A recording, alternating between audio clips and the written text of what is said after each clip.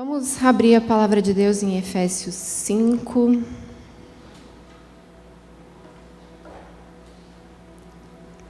Nós vamos começar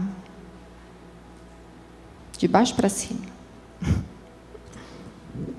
Efésios 5, nós vamos ler primeiro o verso 31 e 32.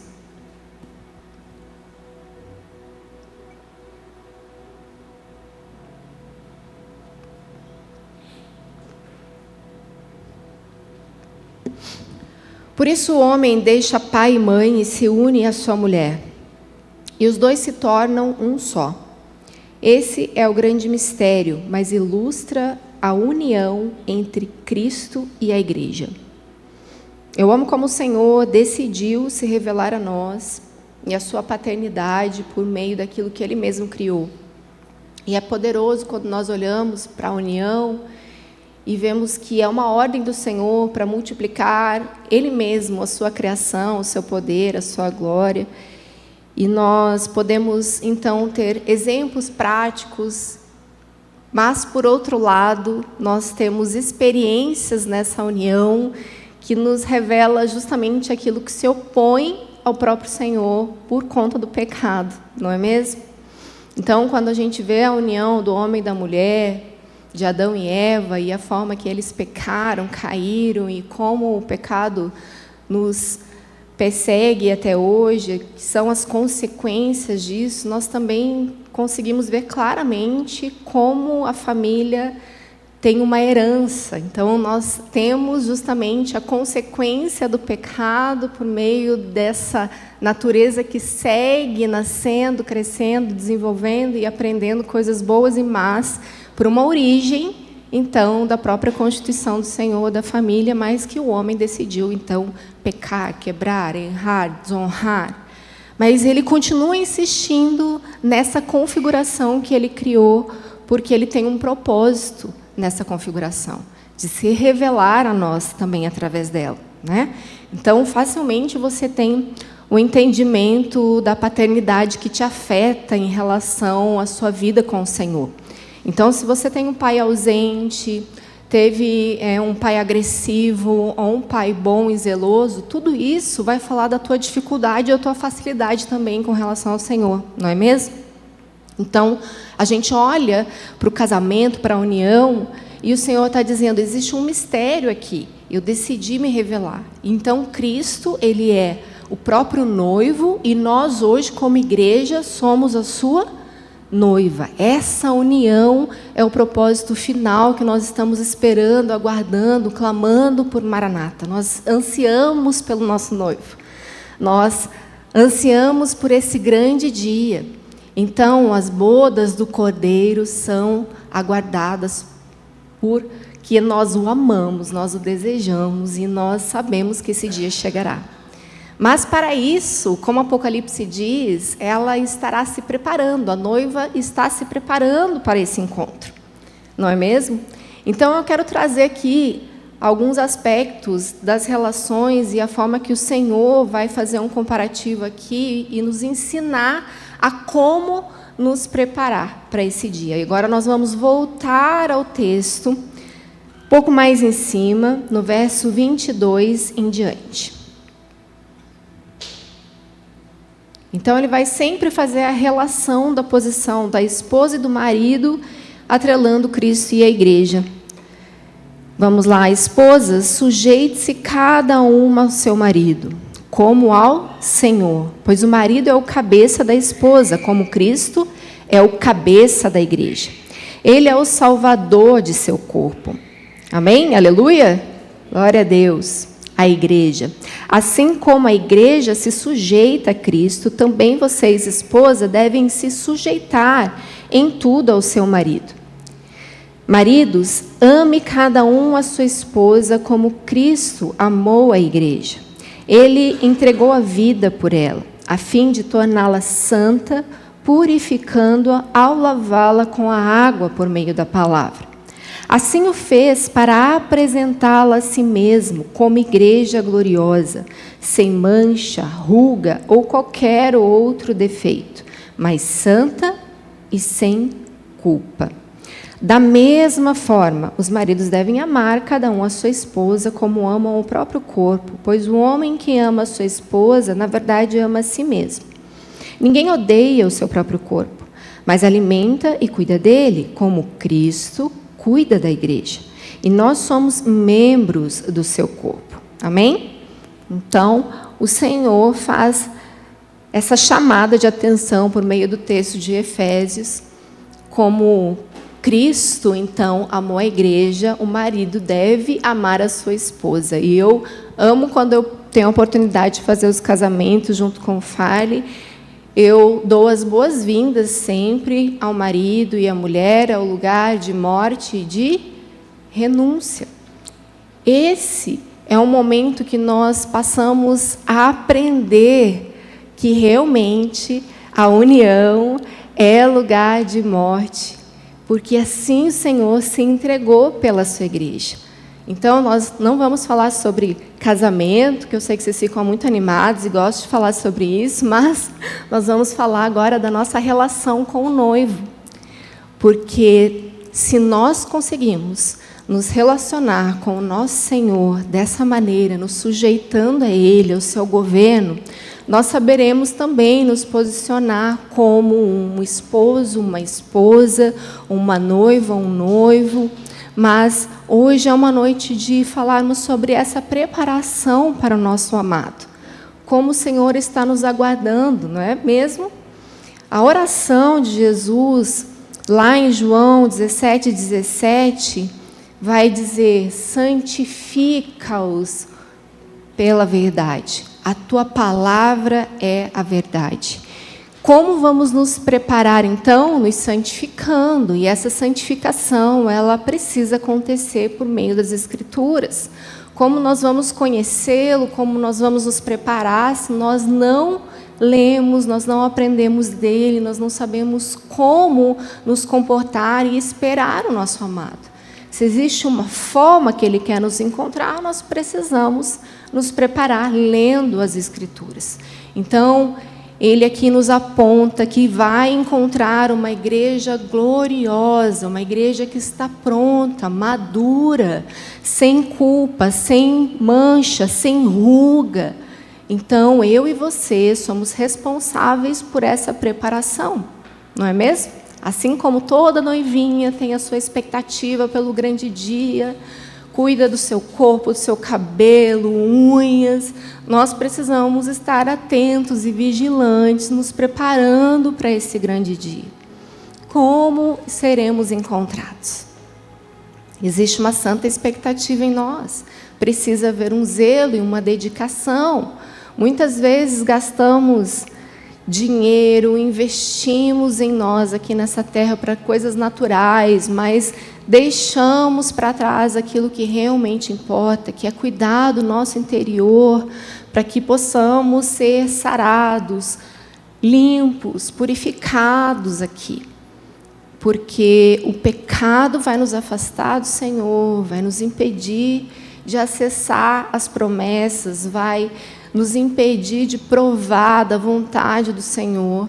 Então, nós devemos abandonar o pecado, nós devemos procurar o caminho de santificação, e esse é um trilho, mas o amadurecimento faz parte.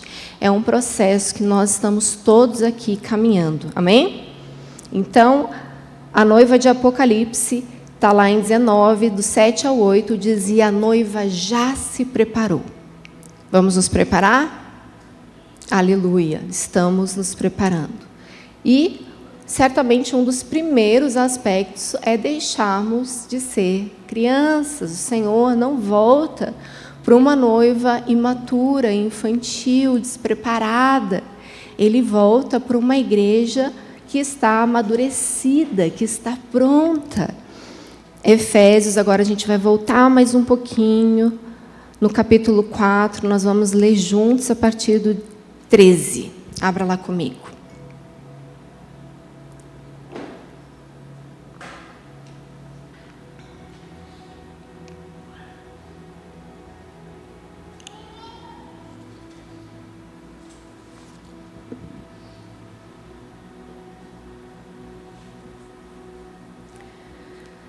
até que todos alcancemos a unidade da fé e do conhecimento do Filho de Deus e cheguemos à maturidade, atingindo a medida da plenitude de Cristo. Então, essa é uma jornada proposta a nós.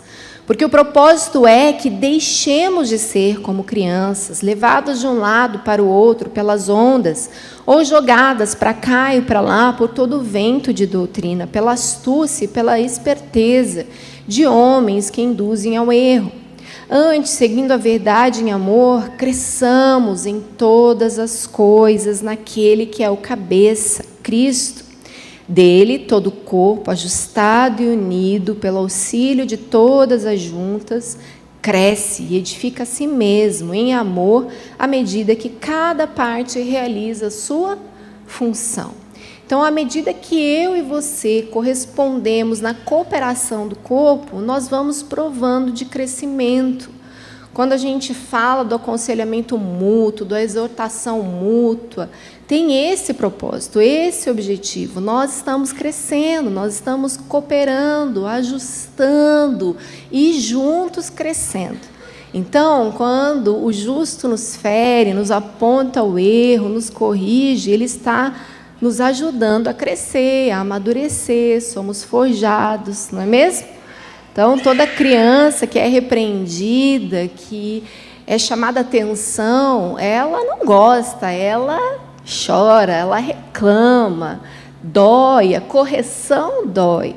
Mas, com o tempo, nós vamos ficando adultos, amadurecidos, e nós entendemos que a correção tem o propósito do nosso crescimento contínuo, até que cheguemos à plenitude de Cristo.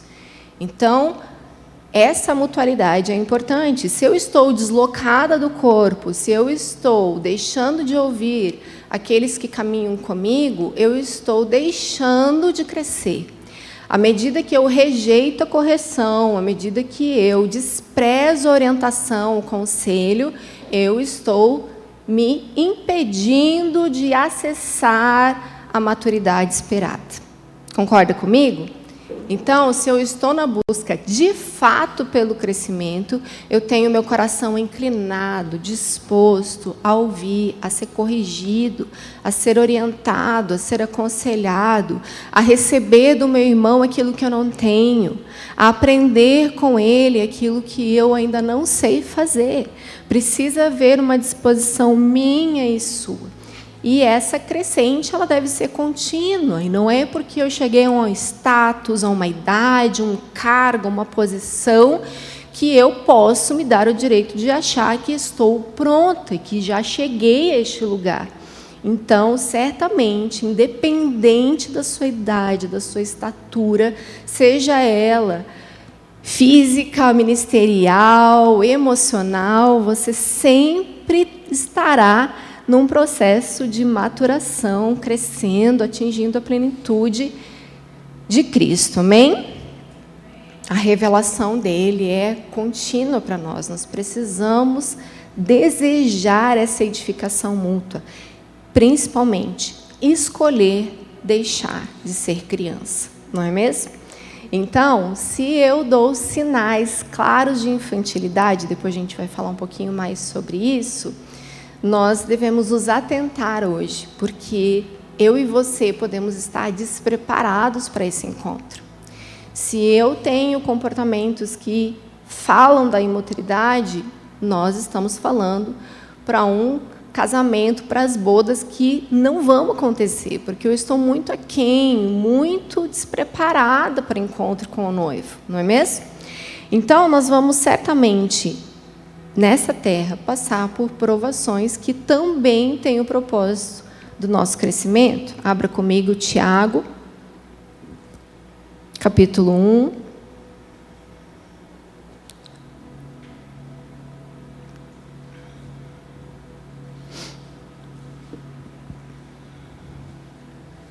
Do 2 ao 8.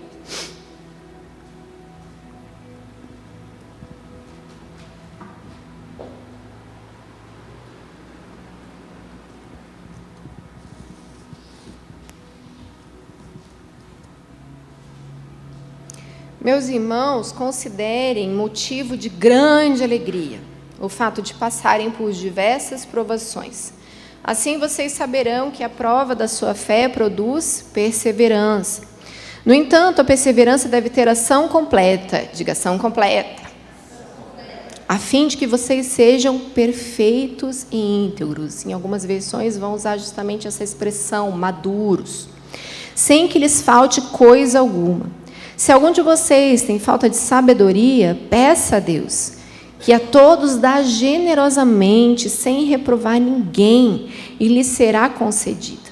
Peça, porém, com fé, sem duvidar, pois aquele que duvida é semelhante à onda do mar, levado e agitado pelo vento. Portanto, não pense tal pessoa que receberá coisa alguma do Senhor, uma vez que tem a mente dividida e é instável em tudo o que faz, ou ânimo dobre em algumas versões. Queridos, olha um caminho que o Senhor nos aponta aqui. Ele vai falar, olha, vocês vão passar por provações, considerem isso motivo de grande alegria, porque isso aí vai produzir em você perseverança por meio de fé. Se você está vendo que é o Senhor, que Ele está permitindo tudo isso, creia, descanse, peça sabedoria para passar por isso. Mas peça sem duvidar, não fique titubeando, não desacredite, tenha fé. Não seja aquele que é levado como a onda do mar, que uma hora está num lugar, outra hora em outro, que uma hora acredita, não, o Senhor vai me ajudar, daqui a pouco está desanimado, está desacreditado. Em um momento está vendo que é o Senhor, reconhece que é Ele, daqui a pouco, mas será que é um inimigo? Será que isso não vai passar? Será que eu vou dar conta? Se o Senhor nos assegura que dará sabedoria, essa é a promessa dEle, Ele vai nos dar sabedoria, Ele dá generosamente, amém? Ele está aqui. E Ele está falando que essa mente dividida, que uma hora crê, outra hora desacredita, que uma hora recebe, outra hora descarta, é alguém de ânimo dobre. E isso desagrada ao Senhor, e você não vai receber do próprio Senhor com esse tipo de mentalidade. Então, a maturação nos faz compreender que o Senhor quer nos dar sabedoria para as provações, porque isso vai fazer com que a perseverança nos, então, imponha um lugar e uma estatura de maturidade, de sermos perfeitos e íntegros, como o Senhor quer nos encontrar, não é mesmo? Então, nós cremos, amém?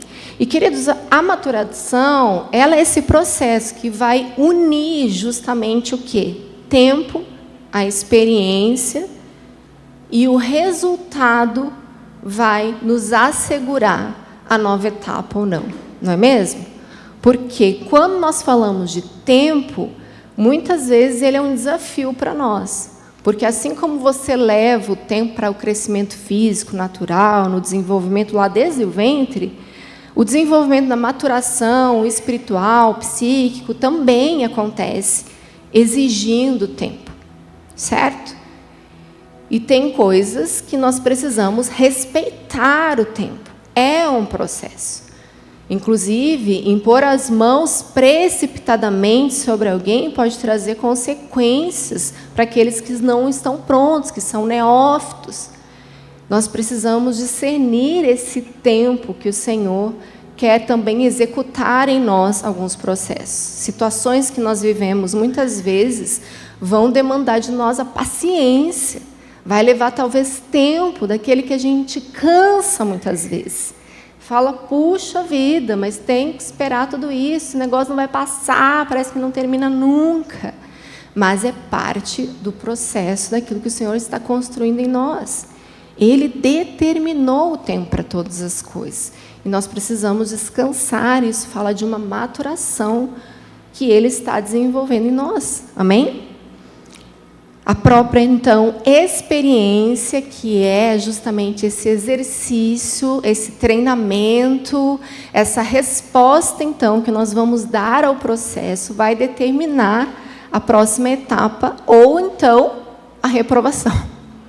Porque muitas vezes estamos patinando nos mesmos aspectos, nos mesmos desafios, porque não estamos sendo aprovados naquilo que estamos sendo provados, não é mesmo?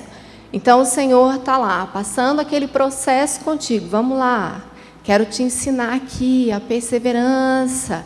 Vamos parar de chorar desse jeito, vamos parar de fazer birra, vamos aceitar, vamos avançar, vamos dar outra resposta, vamos dizer sim, aceitar o que Ele tem.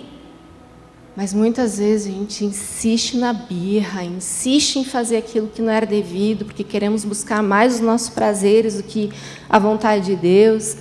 A gente busca um outro caminho, né, na rota, muitas vezes. A gente tenta burlar, a gente tenta outros mecanismos para a coisa parecer menos dolorido, mais fácil, ou mesmo não damos ouvidos à instrução do Senhor, porque somos seduzidos por aquilo que desejamos, somos seduzidos por aquilo que nos propõe e não discernimos a voz do Espírito. E então, volta algumas casas. Vamos retomar e alinhar a rota. E isso vai levar mais tempo e o processo vai ficando mais longo. E esse é um desafio para todos nós, não é mesmo? Mas nós precisamos contar com a sabedoria que vem do Senhor. Ele nos assegura que vai dar. Então, quantos podem pedir sabedoria aí? Aleluia! Já recebemos. Ele nos prometeu. Então, sábios, pessoas que estão recebendo o Senhor, não têm mente dividida. Não são aquelas que uma hora quer, outra hora não quer. Uma hora estão, outra hora não estão. Uma hora começa a ler, outra hora joga tudo fora. Uma hora decide que está aqui, outra hora decide que está ali. Ah, quero isso, quero aquilo. Não. Estabilidade fala de maturidade. Constância fala de maturidade. Domínio próprio fala dessa maturidade. Nós estamos prosseguindo, entendendo, respondendo. Essa é a maturação proposta pela aprovação. Amém? Então, esse é outro aspecto, deixar de ser instável e ânimo dobre. Eu lembro uma vez, gente, só fazendo um parênteses aqui, tinha um colega, pastor, e ele fez uma oração de púlpito, que eu quase morri de vergonha. Ele orou pedindo ao Senhor ânimo dobre. Senhor, nos dê ânimo dobre.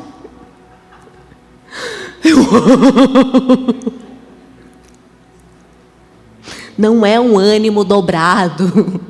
Eu acho que ele leu esse texto achando que era um ânimo, uma porção dobrada de ânimo, entendeu? Nos dê um ânimo dobre. Tem misericórdia de nós, Senhor. Queridos, então essa mente dividida, esse ânimo dobre, fala dessa instabilidade, de uma hora está bem, está mal, está bem, está mal, eu quero, não quero, busco, não busco. Outra hora estou aqui servindo, ativo, outra hora, ai, não quero, estou cansado, ai, não, o dia, a semana não foi boa, não vai estar dando. Chega animado para se envolver com as coisas do Senhor, daqui a pouco, ai, olha, já deu ruim, já confusão, já deu intriga, não quero mais saber. Não é para isso que o Senhor nos chamou. O Senhor nos fez um só, em um corpo, membros uns dos outros, para sermos cooperadores e firmes, constantes, juntos, amém? Nós somos um corpo só. Não dá para eu ter a mente unida com o Senhor e você uma mente dividida. Isso compromete a nossa unidade. Então, por isso que vocês devem ser dois e não andarem sozinhos, porque quando um vacila, o outro está lá, ei, volta aqui, vamos junto. Por isso que nós estamos juntos, reunidos, esse lugar da coletividade, onde nós somos participantes de uma única cabeça conduzindo o corpo, é importante. Por isso eu não posso me afastar, eu não posso me isolar, porque aquele que se isola insurge-se contra a verdadeira sabedoria. Então, estar unido, estar junto ao corpo, é parte do processo de amadurecimento para todos nós também. Quantos estão entendendo? Aleluia. Próxima etapa. Abra comigo. Provérbios 28.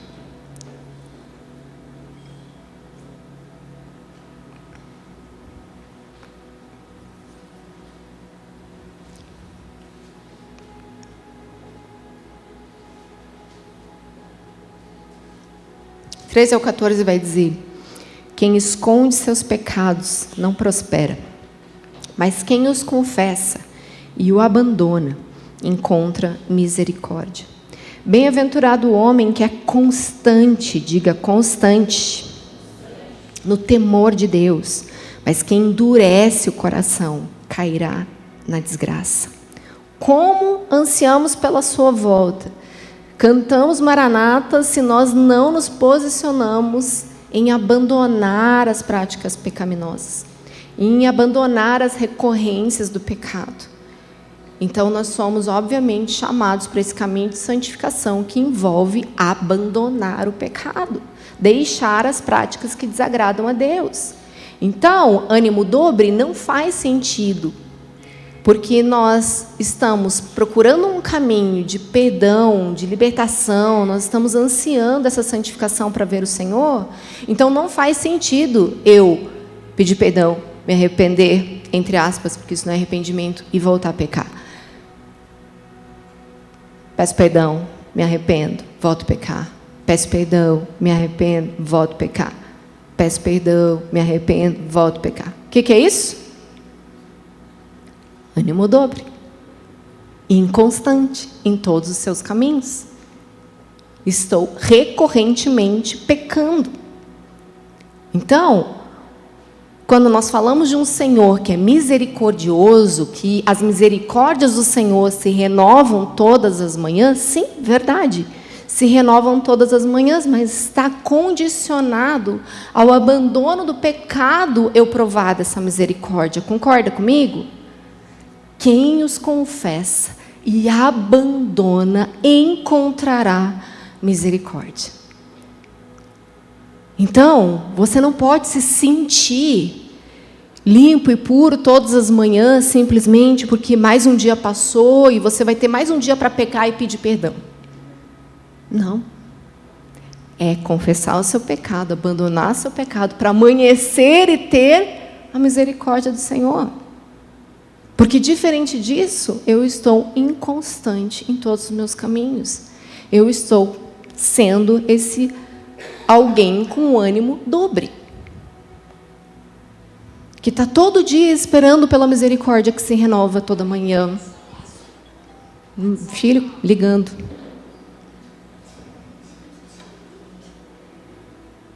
O amado está onde?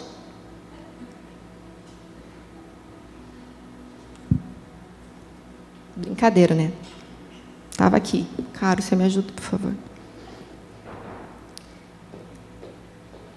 Então, concorda comigo que eu praticar o pecado e continuar praticando o pecado não é eu ter a esperança de uma misericórdia que vai se renovar naquela manhã, para eu ter mais um dia para pecar e me arrepender. É o contrário. Eu vou provar dessa misericórdia se eu abandonar o meu pecado.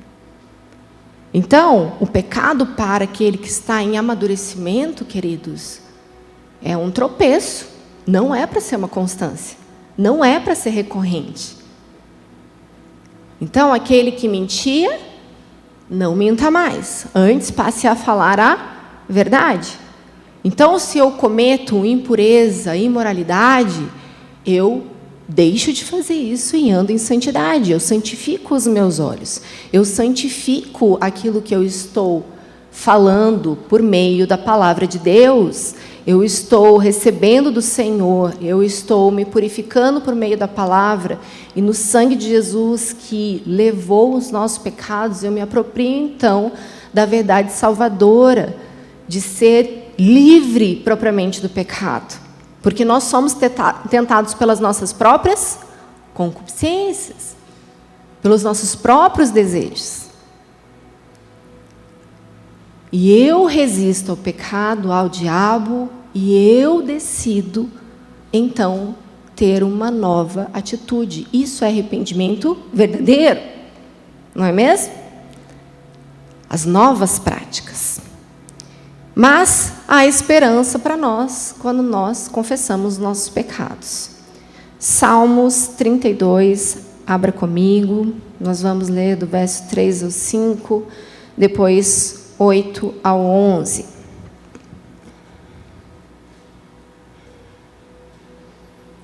Nós não podemos, queridos, ter esse coração endurecido, que cai na desgraça e não percebe.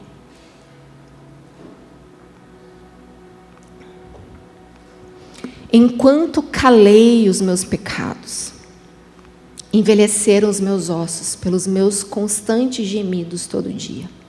Porque a tua mão pesava dia e noite sobre mim, e o meu vigor secou como no calor do verão. Confessei-te o meu pecado e a minha iniquidade não mais ocultei. Eu disse, confessarei ao Senhor as minhas transgressões, e tu perdoaste a iniquidade do meu pecado.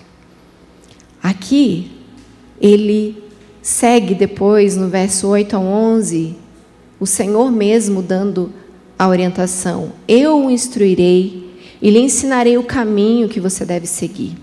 E sob as minhas vistas lhe darei conselho. Não sejam como o cavalo ou a mula, que não têm entendimento, que são dominados com freios e cabrestos. Do contrário, não obedecem a você. Muitos são os sofrimentos do ímpio, mas o que confia no Senhor, a misericórdia o cercará. Alegre-se no Senhor, regozijem-se, ó justos, exultem todos vocês que são retos de coração. Nós devemos ter esse ambiente e alegria e exultar no Senhor, porque o nosso coração está reto, porque nós fomos perdoados. Há uma grande alegria. O Senhor nos perdoou, aleluia! Nós somos salvos, livres do pecado, porque o seu amor nos alcançou. Isso é glorioso, isso tem que ser motivo de alegria constante, permanente em nós. Somos livres, nós não precisamos, não devemos ceder ao pecado, porque nós somos livres. E eu lembro, já contei isso para vocês aqui em uma outra ministração, como na faculdade, as meninas não conseguiam entender como eu não me relacionava sexualmente com meu namorado, que já era o Farley, graças a Deus, aleluia, amém. Elas não conseguiam entender por que eu não ia para as festas, por que eu não participava daquele fervo todo, das noites em bares, enfim. E elas ficavam indignadas e diziam, ei, então você não pode transar com seu namorado? Você não pode beber? Você não pode ir para uma festa? Poder, eu posso. Mas eu decido. Eu falei, eu sou livre para não me relacionar com meu namorado antes do casamento. Eu sou livre para não ir a essas festas. Eu sou livre a não ceder a tudo isso. Agora você, eu acho que você não tem opção. Eu acho que para você se sentir bem, ter prazer, se sentir animada, você precisa ceder, se relacionar, beber, para você se sentir feliz. Eu não. E eu lembro que foi aquele minuto de silêncio.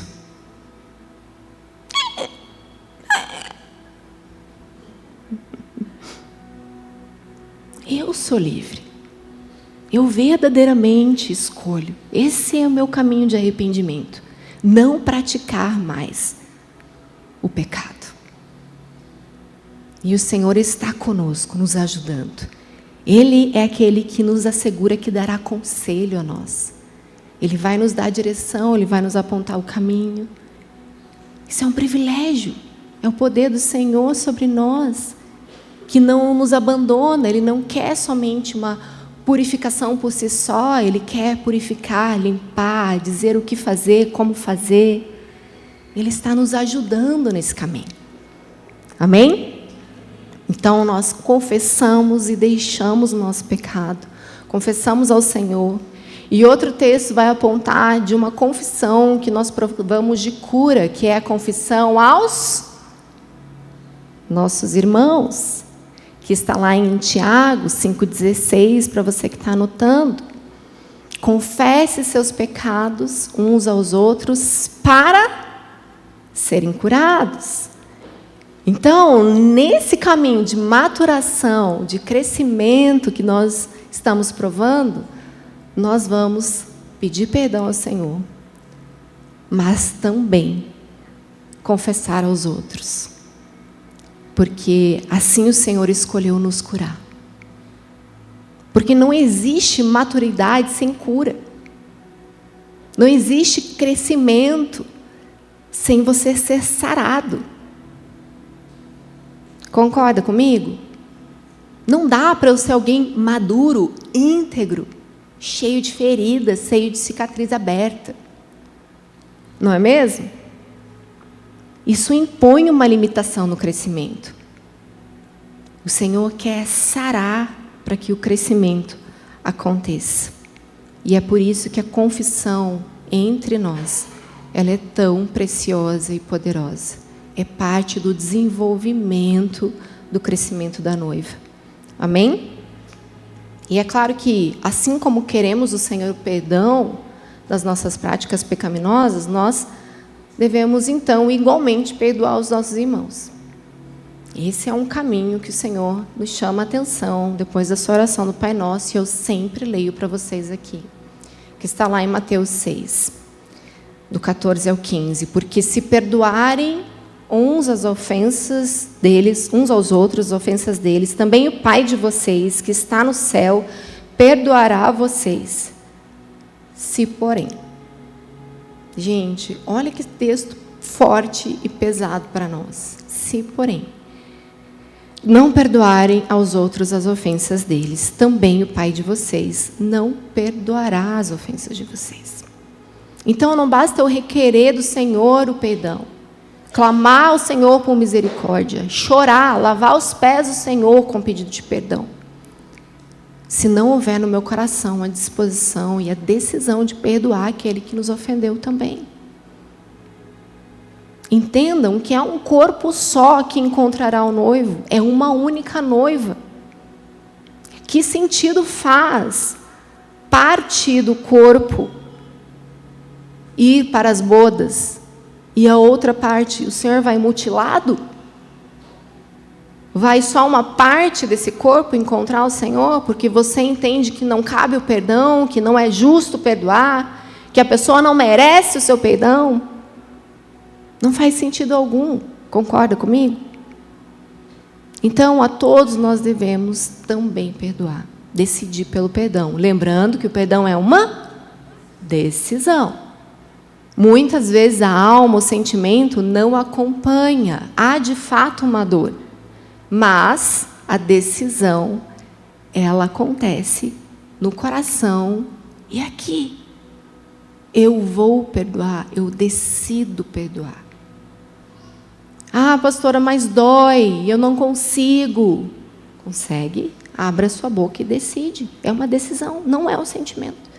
Se você depender dos seus sentimentos para tomar suas decisões, esquece. Esquece salvação, esquece tudo. Não é mesmo? Porque vamos falar que se o nosso sentimento também impera, nós também vamos ter dificuldade de entender a morte e o sacrifício de Jesus. E nós vamos sempre nos sentir culpados. Nós também nos sentimos sempre sujos, não é mesmo? Nós não somos dignos de fato, mas nós aceitamos o sacrifício na cruz.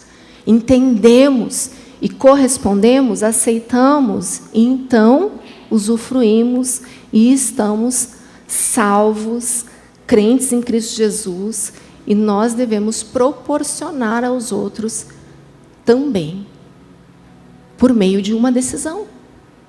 Liberar as pessoas. Não reter as pessoas por meio do ódio, da vingança, do desejo corrompido, maldoso, egoísta.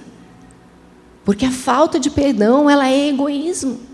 É achar que só você é digno e justo do perdão do Senhor e o acesso à salvação. Mas o Senhor, então, condiciona e fala: você quer o meu perdão? Pois perdoe também. Do contrário, você não receberá. Percebe como ele impõe? Ele deixa claro, rasgado, não está subjetivo aqui. Requer algum nível de interpretação, de teologia, de estudos aqui, mas... Não? Está claro ou não está? Está claro ou não está? Alguém precisa de mais um nível? Chama o Wayne aqui para discorrer teologia aqui para você. Não precisa, né? Está claro? Tem uma ambulância, uma polícia lá fora? Está tudo bem?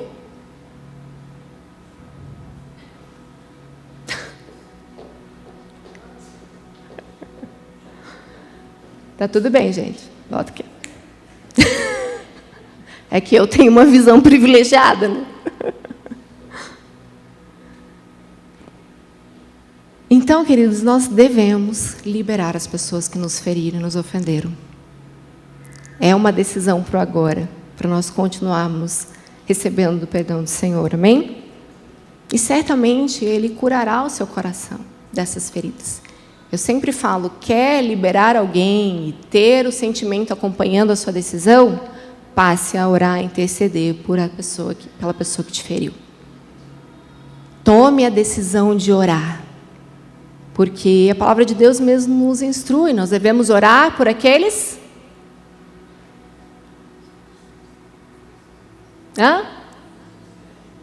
Por quem? Por aqueles que nos perseguem. Pode falar, gente. Não tá... É a palavra de Deus que vocês estão lendo. Não é? Ame o seu inimigo. Ore por aqueles que te perseguem. Ore. E à medida que você vai orando, abençoando, liberando, o teu coração vai ser inclinado. Você vai sentir os sentimentos do Senhor a respeito daquela pessoa. É poderoso, é transformador, é libertador.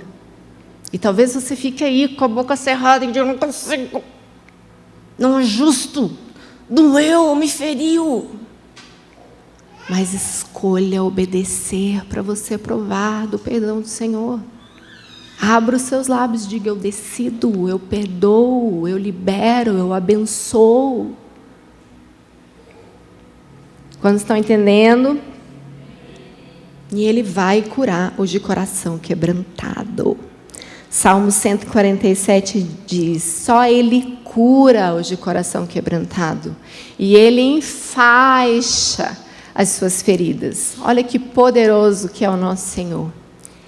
Ele tem uma disposição de curar o nosso coração que está ferido, que foi quebrado. E Ele vai enfaixar. Ele tem a disposição de cuidar da ferida. E essa expressão, coração quebrantado, no original, Shabar, vai falar de um coração quebrado, um coração despedaçado, um coração esmagado. Então, independente da nossa experiência, da nossa história, nós sabemos que o Senhor está disposto e diz: vou curar. Está tudo bem, gente? Carol disse que está tudo bem. Então, queridos, Ele está sim comprometido com o nosso coração, com a forma que vamos encontrar. Então Ele diz: eu mesmo curo, eu mesmo enfaixo as feridas, as dores, eu estou com Ele. E essas pessoas feridas, normalmente, têm comportamentos infantilizados. Lembra que eu falei que nós entraríamos mais nessa pauta? E na mesa essa semana com as mulheres foi tão interessante, porque eu comecei a perguntar para elas exemplos e situações de comportamento de pessoas que elas percebiam que eram pessoas feridas. Então, comecei dando alguns exemplos, mas rapidamente, quando elas começaram a compartilhar na mesa, foi lindo porque elas começaram a falar delas mesmas. Não é? Não foi, Dani? Então, elas assumiram a sua dor e a sua ferida e o comportamento que elas tinham. Puxa, eu reconheço. E eu creio que naquela tarde aconteceu uma grande cura, né, Isa? Uma cura coletiva. Por elas exporem o coração, falando da conduta propriamente delas, que falava de uma condição de ferida. Então, elas deram vários exemplos. Então, a gente vê pessoas que pagam o mal com o mal, pessoas que desejam o mal para o outro, que não aceitam a dor que sofreram, não aceitam aquilo que aconteceu e elas querem não somente o mal do outro, mas elas escolhem pagar o mal com o mal.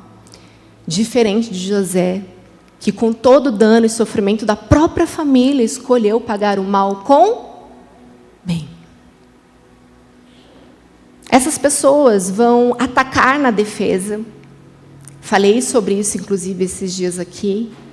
Como essas pessoas que são feridas e infantis, quando alguém aponta o erro, aponta a forma que ela está equivocada, elas imediatamente falam, mas e você que? Quantos já tiveram uma DR dessa, assim, desse tipinho? Eita!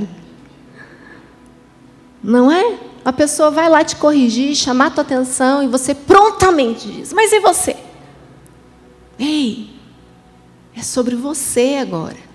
Aceita, acolhe, acata. Seja parecido com Jesus, humilde e manso. Porque isso fala da dor, do ataque, dessa defesa infantilizada, que precisa punir o outro para se defender. Precisa diminuir o outro para crescer. Isso fala de uma raiz de orgulho, de soberba, de dureza de coração, que não aceita falar dos seus próprios erros. Não está num lugar de vulnerabilidade, mas de ataque constante. Então, essas pessoas têm essa indisposição de perdoar. Falar, em algum momento eu vou conseguir perdoar. Vai passar. Ou, para isso não tem perdão, conversas como essa. Essas pessoas também, frequentemente, são rasas e frias nos relacionamentos, ou extremamente abusivas. Essas pessoas também se isolam ou buscam ser o centro das atenções. Não há, então, portanto, um equilíbrio, não há uma ponderação na forma de se relacionar, na forma de se comportar.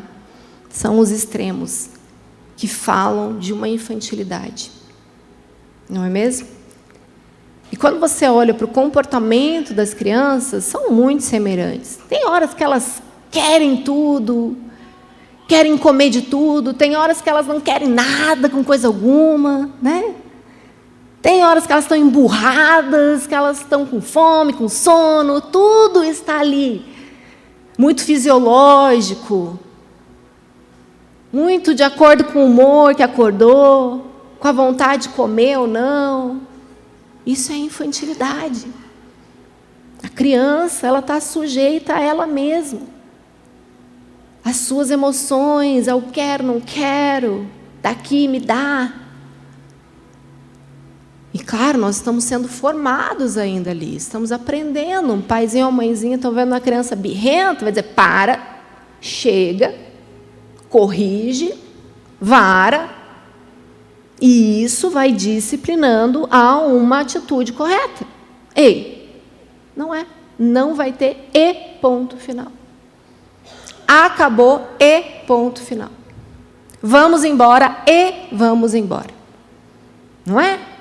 Existe um limitador que vai sendo estabelecido na vida da criança à medida que ela vai crescendo, porque tem uma autoridade ensinando.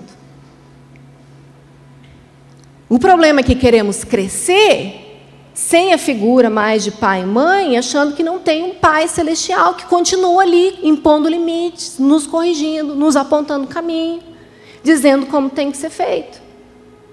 Não, ele está ali o tempo todo, ponderando, apontando, dizendo, ei, mocinha, até aqui.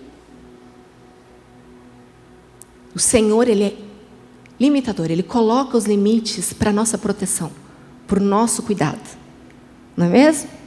Então, Ele estabelece leis, Ele estabelece os mandamentos porque nos ama. E olha, vai se comportar assim, assado, vai falar isso, não vai falar aquilo. Ele está mostrando para nós o tempo todo. Mas a nossa natureza adâmica está ali constantemente querendo voltar à infância. Né? Aquela música do David era ótima. Quero ser como criança. Mas às vezes sou levado com a vontade de crescer. Torno-me independente. Deixo de simplesmente crer. E eu tenho certeza que eu sei tudo que eu posso, que eu aconteço. A criança também busca essa independência. Não é? A criança a gente torce para que ande. Ande, você fica lá treinando, segurando a criança, anda, dando os primeiros passinhos. Quando dá os passinhos, você se vira, ai, que maravilhoso, está andando, coisa linda. Aí depois você fala, pelo amor de Deus, quem que ensinou essa criança a andar? Você tem que ficar correndo ali, segurando. Sai correndo pela igreja. Não é mesmo? Ai, os pais correndo atrás. Ai, meu Deus, agora está andando. E eu vejo o Senhor olhando do meu jeito para a gente. E aí, cresceu, aprendeu. Agora vamos lá. Vamos ajudar. Não é por aí. Pera, olha aqui, ó. Lâmpada para os pés, apontando o caminho. Aqui que você tem que andar, criatura. Volta.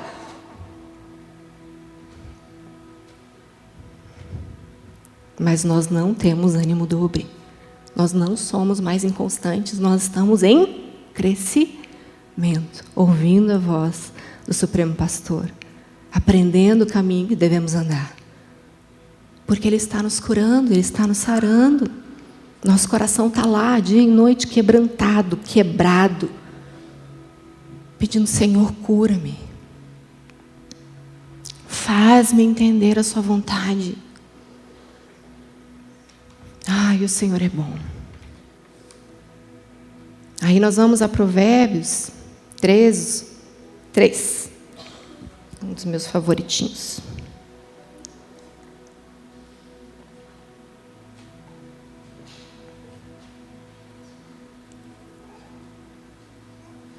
Que vai falar justamente dessa caminhada.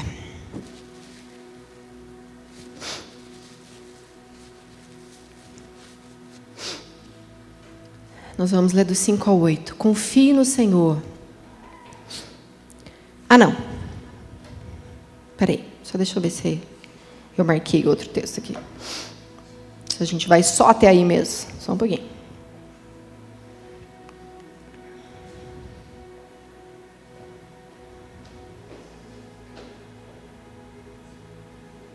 É isso mesmo. Confie no Senhor de todo o seu coração. E não se apoie no seu próprio entendimento. Reconheça o Senhor em todos os seus caminhos. E Ele endireitará suas veredas. Não seja sábio aos seus próprios olhos. Tema o Senhor e afaste-se do mal. Isso será como um remédio para o seu corpo, um refrigério para os seus ossos. Olha que poderoso. Aquele que prometeu te curar, está mostrando para você. Entenda. Confia de todo o seu coração em mim. Entrega os teus caminhos ao Senhor. Reconhece Ele em todos os teus caminhos. Ele vai colocar em ordem. Ele está cuidando de você. Mas olha, não seja sábio aos seus próprios olhos. Não se engane. Não ache que você, porque aprendeu a andar, pode sair por aí a qualquer lugar. Não ache porque você aprendeu a falar que você pode dizer o que quer. Não acha você porque me escolheu e sabe que tem uma promessa, aceita qualquer coisa que te apresenta. Eu quero endireitar as suas veredas. Eu quero te mostrar o que você quer, o que você tem que fazer. Deixa eu ser um remédio para você. Deixa eu trazer refrigério aos seus ossos. Ai, como Ele é bondoso. Esse é o nosso Senhor e Pai, que cuida de todas as áreas, para que possamos crescer devidamente, sem crescer de maneira desordenada. Não existe, querido, crente que vai crescer, sabe, pé e mão, de um jeito, do outro. O Senhor quer cuidar de nós no espírito, na alma e no corpo. Não dá para dizer que você é alguém sarado, como eu disse, no seu corpo por si só, se você tem uma alma ferida. Não dá para dizer que você prova de saúde física se você não tem saúde psíquica. Está aí as doenças psicossomáticas para te provarem, não é mesmo? Que nós somos esse ser triuno que o Senhor criou. A boca fala do que o coração está cheio. Enquanto cobri os meus pecados, o que aconteceu? Oi? Os meus ossos. O Senhor mostra que existe uma consequência se eu não estou como um ser integral, caminhando e amadurecendo. 2 Tessalonicenses 5 vai falar justamente de conservarmos, então, íntegros e irrepreensíveis, espírito, alma e corpo até a sua volta. Não existe essa saúde, amadurecimento parcial. Ele quer que eu e você possamos corresponder, porque seremos salvos por Ele e encontraremos com Ele como uma noiva sarada, purificada. Então, queridos, a nossa decisão deve ser por aceitar essa paternidade que nos alcançou, esse grande amor que já nos sarou. E Ele, como um Pai infalível para nós, que vai nos lançar ao propósito dEle, está aqui hoje, nos chamando ao seu amor e dizendo: ei, eu estou sarando o seu coração, eu estou pronto para te libertar. Porque, queridos, a verdade é que, como o Senhor determina bênção sobre as gerações, o diabo, ele insiste em perseguir com maldições. Ele insiste. Então, eu não estou falando de maldições geracionais aqui, que você tem que fazer uma quebra de maldição dos seus antepassados. Não é sobre isso, porque quando você escolhe por Cristo, todas as maldições são quebradas. Nós somos livres quando nós reconhecemos o Senhor em todos os nossos caminhos. Ele então endireita as nossas veredas. Mas é uma decisão por Cristo, pelo seu sangue, o seu sacrifício perfeito. Mas é claro que o reino espiritual vai continuar perseguindo. E ele não é inovador. Ele não é criativo como o nosso Senhor. Ele vai insistir nos mesmos erros. Então, por isso que você vê famílias sofrendo consequências e perseguições em mesmas áreas. Já viu aquelas famílias que tataravó, a avó, a mãe, a irmã ou ela mesma tem casos de divórcio? Doenças que acompanham as gerações, que perseguem, tragédias que perseguem as famílias. A gente está falando de uma tentativa do inimigo de invalidar cada geração, de trazer dano, de perseguir, e ele vai tentando lançar ali as sementes. E somos nós que rejeitamos e posicionamos e falamos: Cristo Jesus me lavou, e naquele sacrifício estava sobre ele as minhas dores, as minhas enfermidades, e eu sou livre. faz separação entre nós e as trevas o sangue de Jesus. Eu tenho nova vida. Mas é por uma decisão com Ele, por Ele. Então, eu abandono a prática pecaminosa para que eu não dê justamente legalidade, lugar, brecha, para que o inimigo me persiga nesses mesmos pecados, nessas mesmas maldições. Está claro? Então, se eu percebo pecados recorrentes, tragédias, situações familiares recorrentes, eu preciso declarar e ter uma nova atitude em relação a essas práticas. Porque isso não pode mais nos perseguir, não pode nos alcançar.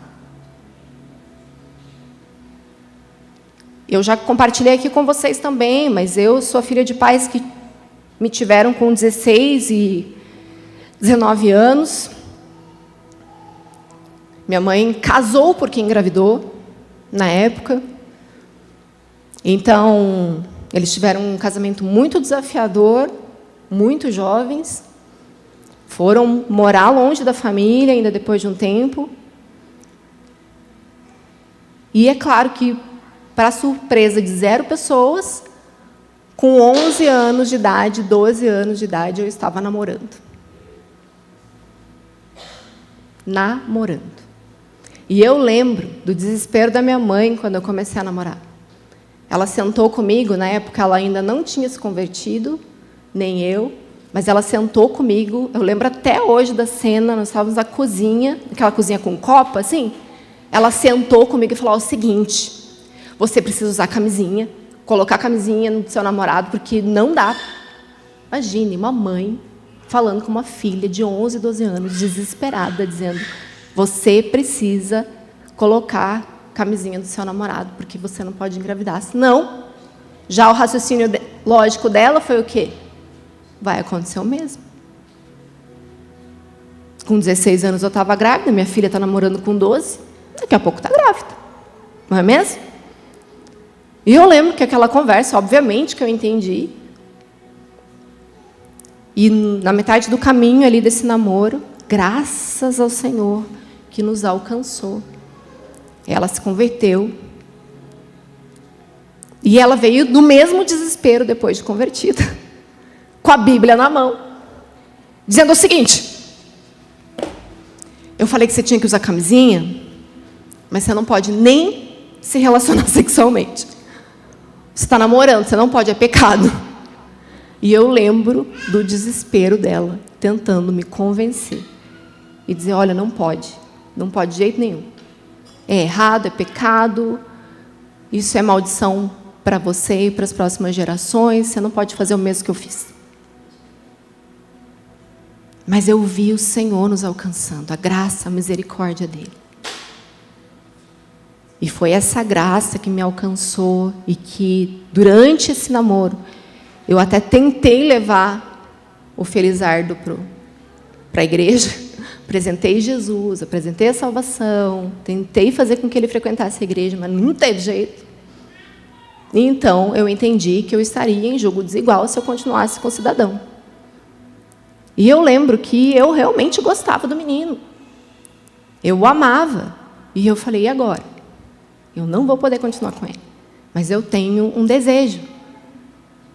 E eu lembro das minhas orações, dos meus clamores ao Senhor, falando, Deus, arranca do meu coração o sentimento por esse menino.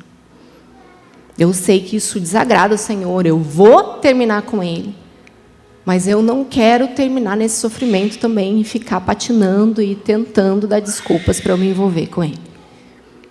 E sabe, queridos, às vezes nos falta coragem de tomar decisões de obediência ao Senhor e também comprometer os nossos desejos, de colocar na cruz e dizer, eu não vou comprometer o meu testemunho, não vou comprometer a minha salvação, então eu vou obedecer. E muitas vezes o nosso desejo não acompanha isso, mas nós precisamos, isso é mortificar a carne e dizer, não vou mais ceder. E eu tomei a decisão para terminar, e eu sei que essa oração que eu fiz sincera para o Senhor, dele arrancar o sentimento Antes mesmo de eu terminar com o menino, eu já não sentia mais nada, absolutamente nada. Eu lembro que eu o encontrava e eu comecei a sentir nojo, ânsia. E eu brinco com aquelas que estão tentando entender se é vontade do Senhor, você está com alguém, vocês estão buscando discernir se é vontade do Senhor para o seu namoro, para o seu noivado, para o seu casamento. Eu falo, faça oração corajosa. Peça para o Senhor arrancar do seu coração. Porque às vezes você está tão envolvido emocionalmente, mas o Senhor já te apontou outro caminho, mas você está ali insistindo.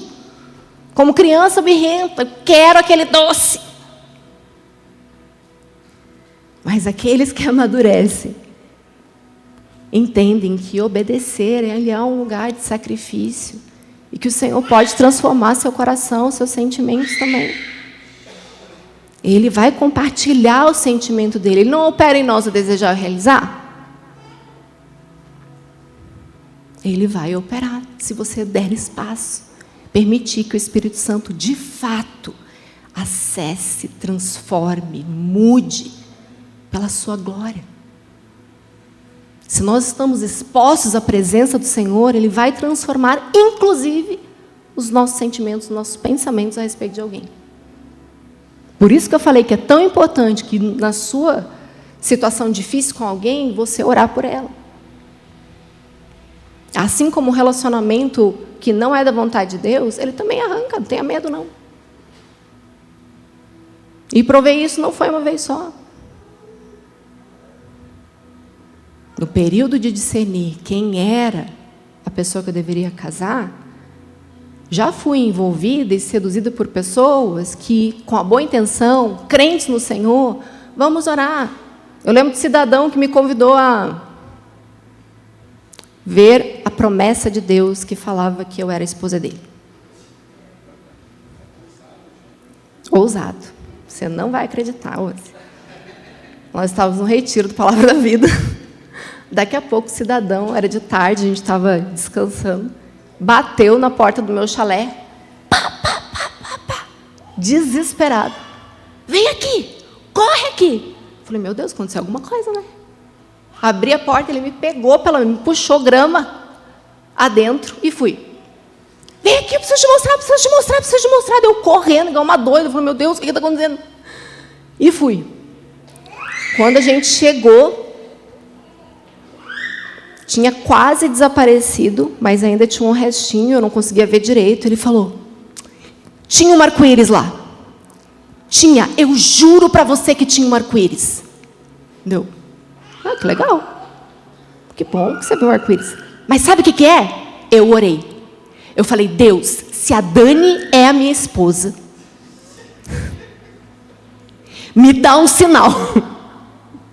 Pois a hora que ele olhou, tinha um arco-íris. O sinal que ele pediu. Aí ele me arrancou. Gente, pelo amor de Deus. O cidadão tinha certeza que Deus tinha falado com ele. Com sinais e maravilhas. E me levou para provar.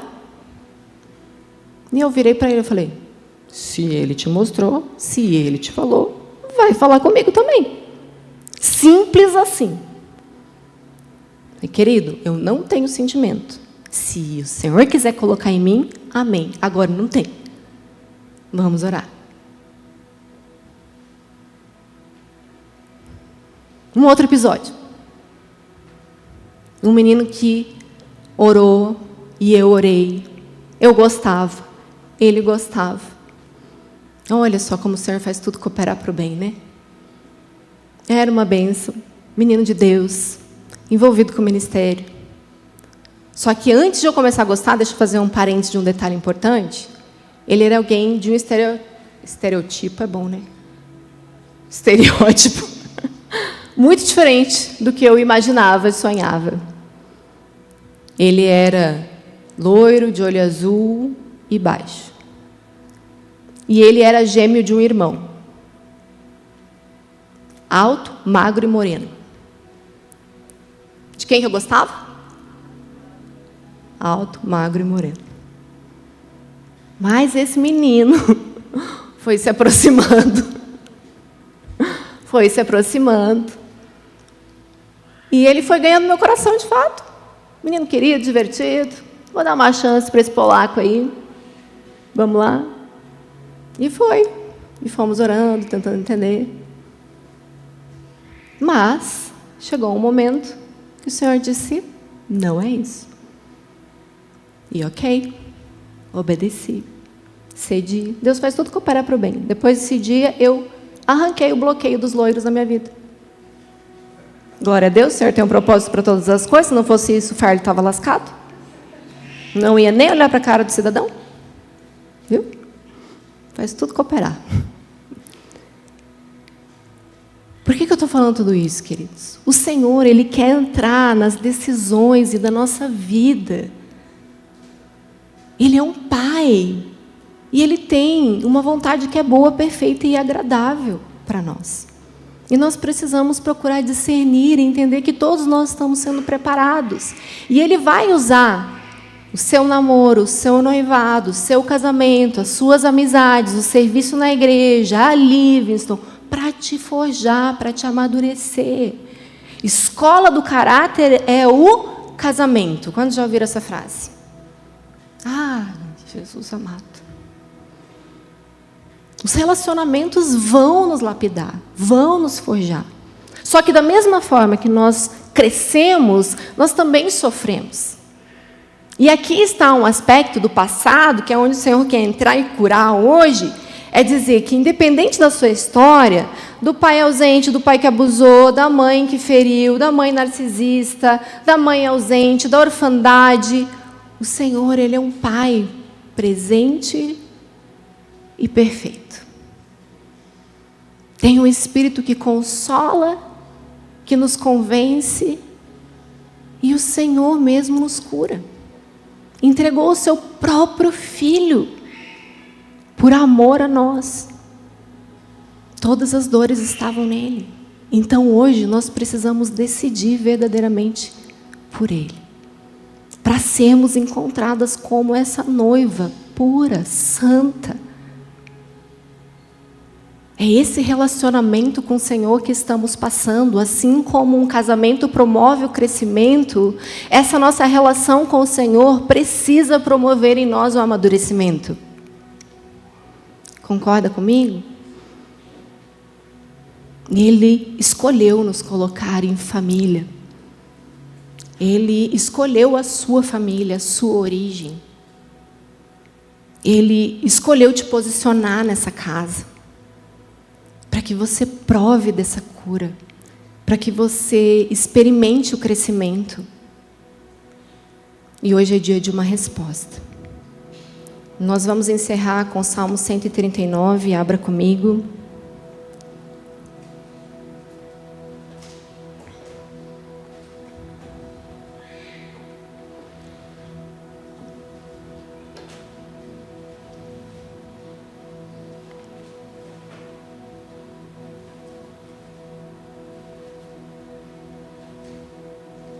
Nós vamos ler juntos, do 13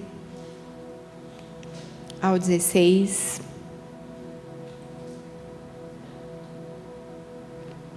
Pois tu formaste o meu interior, tu me teceste no ventre da minha mãe. Graças te dou, visto que de modo assombrosamente maravilhoso me formaste. E as tuas obras são admiráveis, e a minha alma sabe muito bem. Diga, minha alma sabe muito bem. Os meus ossos não te foram encobertos, quando no oculto fui formado e entretecido, como nas profundezas da terra. Os teus olhos viram a minha substância ainda informe, e no teu livro foram escritos todos os meus dias. Diga, todos os meus dias. Aleluia. Cada um deles escrito e determinado, quando nenhum deles ainda existia. Esse é o amor e o poder do Senhor. Ele nos formou. E Ele não somente nos afirma, nos dando uma clara identidade aqui, porque o grande desafio do crescimento é entender quem você é no Senhor. E Ele está aqui nos posicionando, afirmando, eu te escolhi, eu te formei, eu teci você. E diferente da identidade natural que nós temos, que fala justamente disso, da nossa filiação, da nossa origem, está lá a cidade onde você nasceu, tem lá a sua filiação, a data em que você nasceu, o Senhor está dizendo: eu te formei, eu sou o seu pai. E Ele não nos assegura apenas uma identidade natural aqui nessa terra, mas Ele diz: eu te asseguro um futuro. Porque todos os nossos dias foram escritos e determinados por Ele.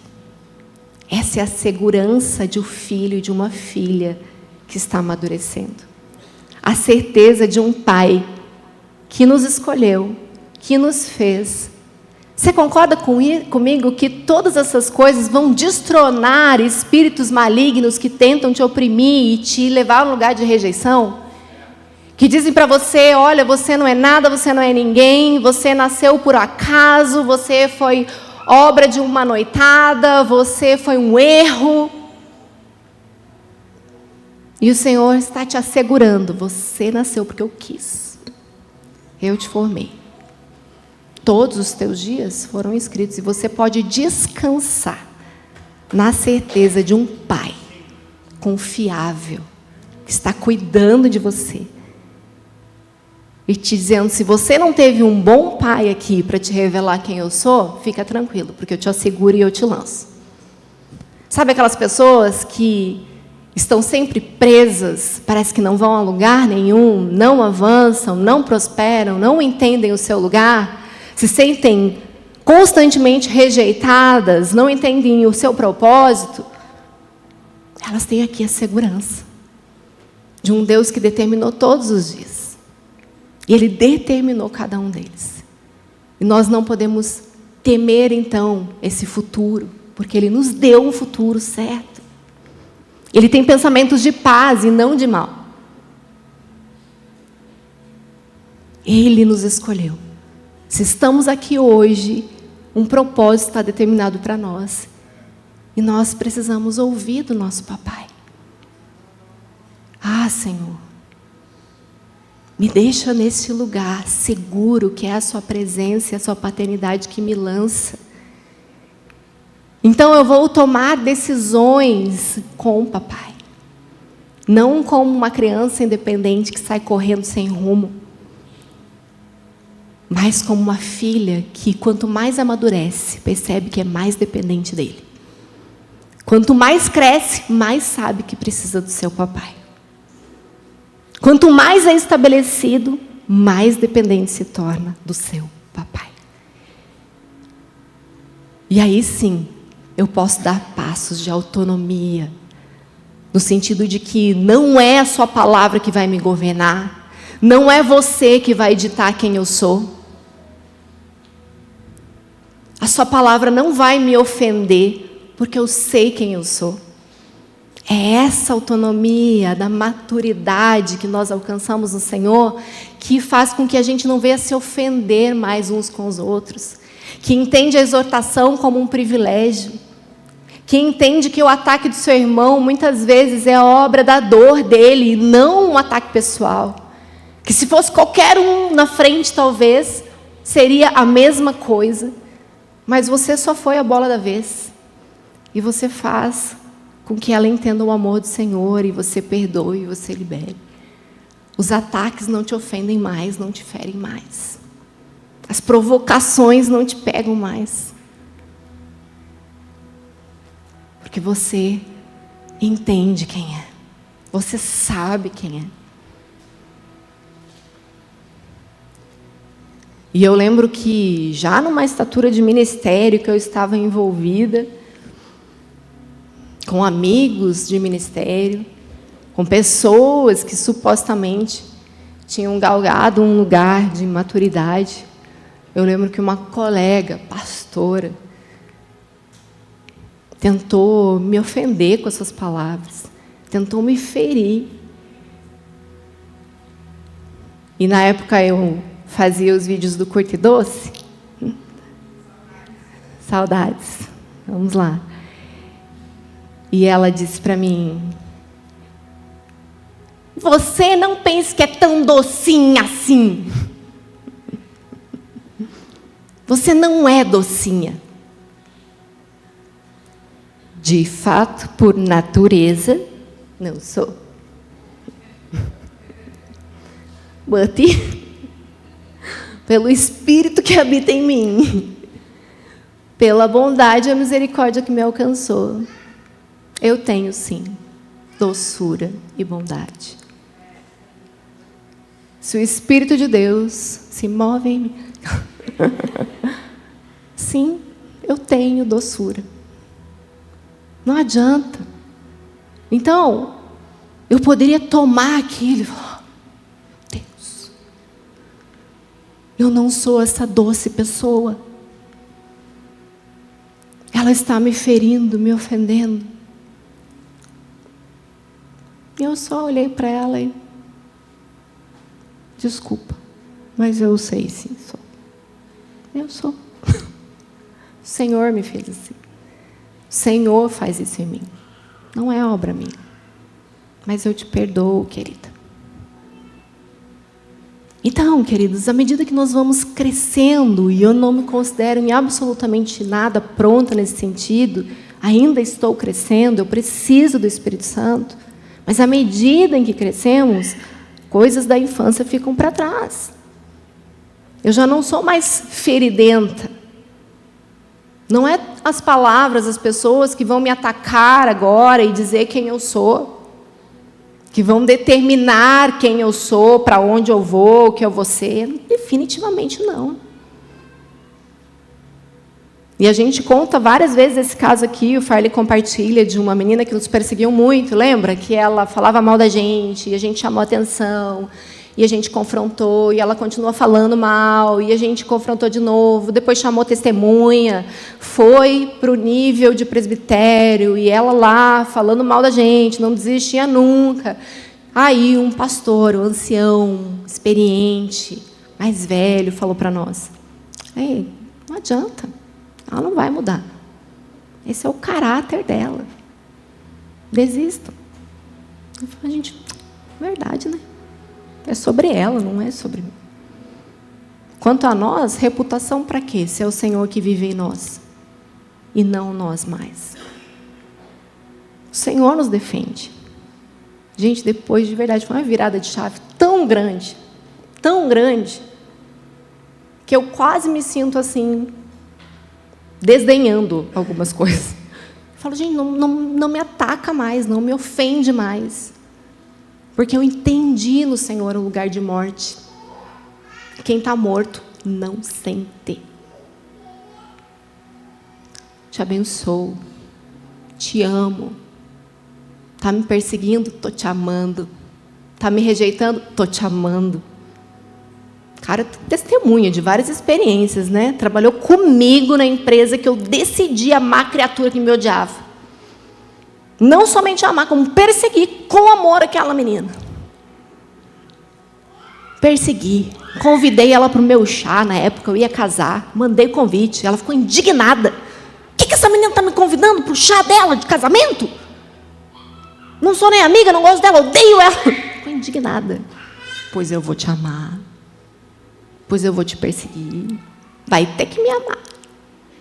Vai ter que me amar. À medida que avançamos e crescemos, o amor vai amadurecendo. Nós passamos a insistir com o amor. À medida que nós nos expomos a esse amor, nós recebemos do Senhor, então, o perdão.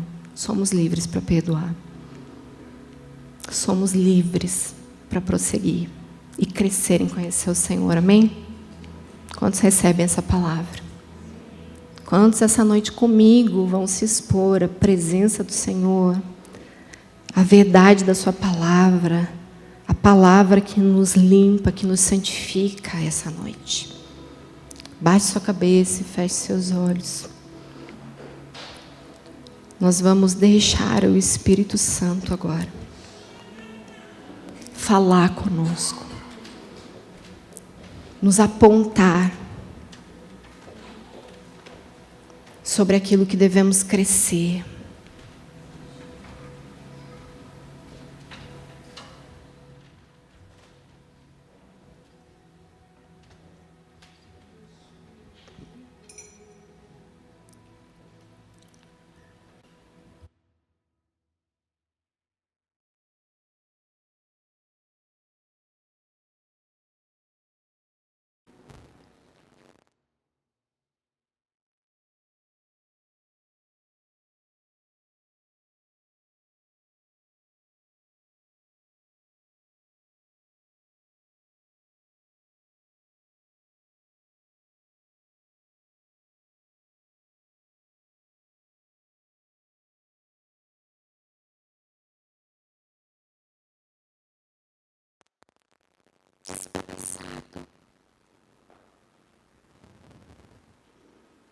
Deixa o Espírito Santo te levar às experiências e os lugares que você parou de crescer.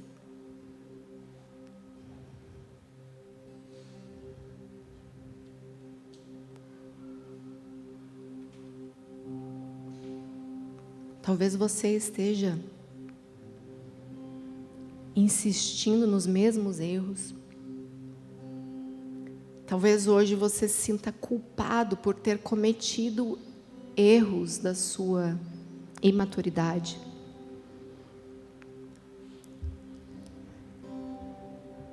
Mas até da culpa hoje Ele quer te fazer livre.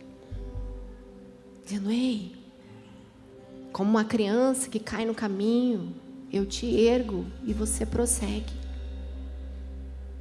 Como uma criança que tropeça, eu te ergo hoje e te aponto o caminho. Eu vou te ensinar o que fazer, como falar, para onde ir, como fazer. Porque eu te formei. Eu te teci ainda no ventre da sua mãe. Com esse amor eterno eu te atraí. E eu quero te fazer prosseguir. Eu quero voltar e te encontrar. Eu quero te preparar. Mas uma noiva sarada é filha de um pai e recebe dele a correção.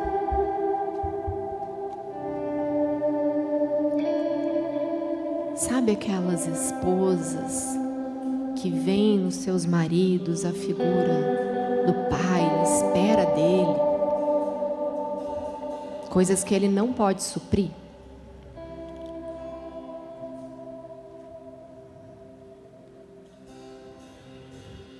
E fica nessa confusão, buscando a paternidade naquele relacionamento? Pois entenda que nós todos temos um Pai perfeito, que está nos sarando hoje, nos limpando, para sermos uma noiva santificada, lavada, purificada, pronta. Obrigada, Espírito Santo, porque o Senhor é aquele que nos convence, o Senhor é aquele que nos mostra, e seu Espírito também é aquele que nos consola. Nós amamos e honramos a sua doce presença nesse lugar.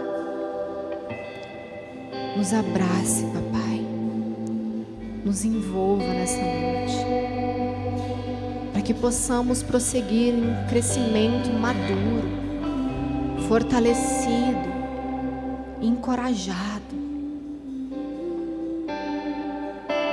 Em nome de Jesus.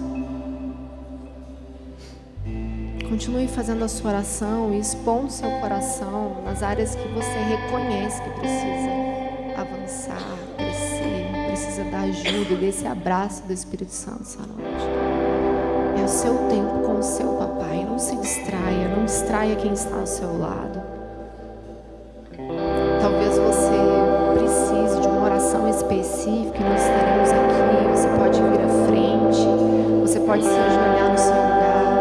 Talvez você precise, como um sinal de resposta ao Senhor, se ajoelhar aqui à frente e falar: Senhor, eu estou aqui publicamente declarando a minha dependência de Ti.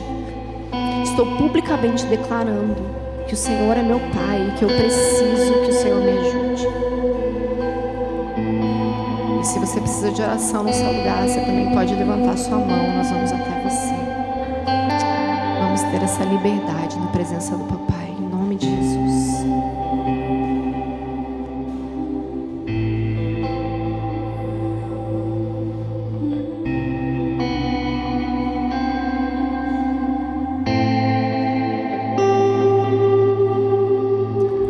Vou só pedir para o time que está aqui, diáconos presentes, líderes que puderem nos ajudar.